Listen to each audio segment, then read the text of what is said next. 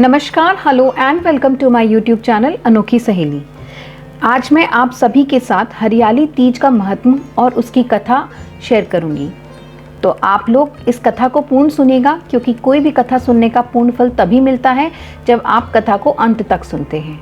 और आप ये कथा अपने दोस्तों के साथ भी ज़रूर शेयर करिए, ताकि उन्हें भी इस कथा का पूर्ण लाभ मिल सके।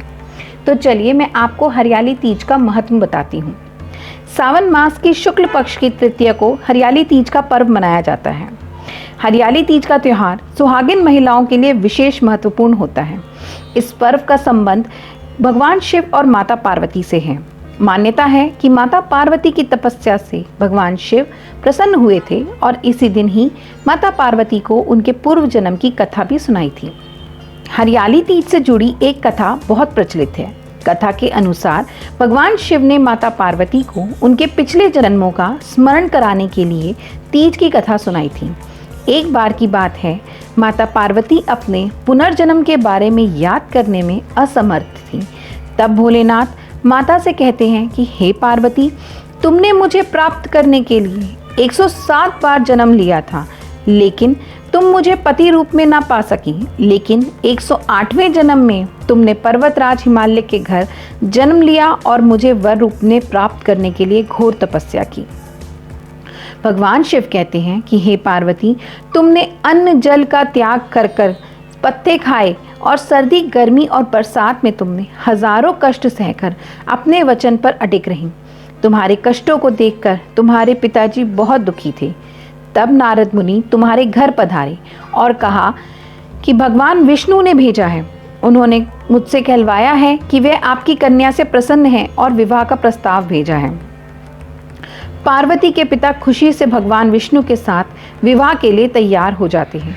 नारद मुनि ने भी भगवान विष्णु को यह शुभ संदेश सुना दिया। लेकिन जब यह बात पार्वती जी को पता चली, तब वे बहुत दुखी हुई। पार्वती जी ने अपने मन की बात अपनी सखी को सुनाई।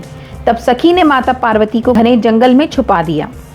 तब पार्वती के गायब होने की खबर हिमालय राज को पता चली।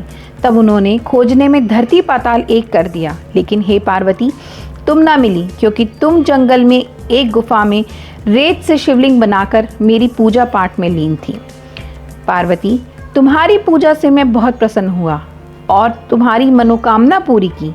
जब हिमालय राज गुफा में पहुंचे, तब तुमने अपने पिता को बताया कि मैं शिवजी को पति रूप में चयन कर लिया है और उन्होंने मेरी मनोकामना पूरी कर दी है। शिवजी ने मेरा वरण कर लिया है। मैं आपके साथ केवल एक शर्त पर चलूंगी कि आप मेरा विवाह भोलेनाथ से करवाने के लिए तैयार हो जाएं। तब हे पार्वती, तुम्हारे पिताजी मान गए और विधि विधान से हमारा विवाह हुआ।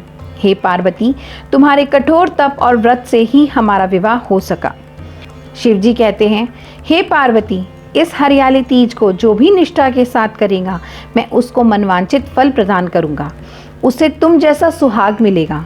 तब हिंदू धर्म की हर कुंवारी कन्या अच्छे वर की कामना हेतु ये व्रत रखती है। वहीं सुहागिन महिलाएं अपने पति की लंबी उम्र के लिए इस व्रत को रखती हैं। भविष्य पुराण में देवी पार्वती ने खुद बताया है कि हरियाली तीज का व्रत करने पर महिलाओं को सुहाग और सौभाग्य की प्राप्ति होती है। सावन महीने में तृतीया तिथि कई वर्षों की कड़ी तपस्या के बाद देवी पार्वती ने भगवान शिव को पति रूप में पाने का वरदान प्राप्त किया था। तो ये थी हरियाली तीज का महत्व और उसकी कथा। अंत तक देखने के लिए धन्यवाद। आपका दिन शुभ हो।